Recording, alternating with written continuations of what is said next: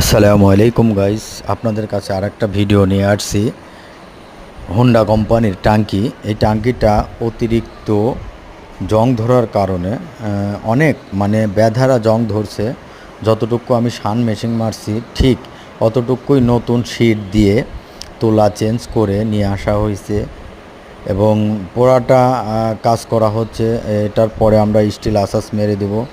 Still আসাস মারার পরে এটাকে আমরা পুটিংয়ের কাজ করব এবং আসলে ভয়ঙ্করভাবে এটা পচে গেছে। এটা আসলে কিছু করার নাই।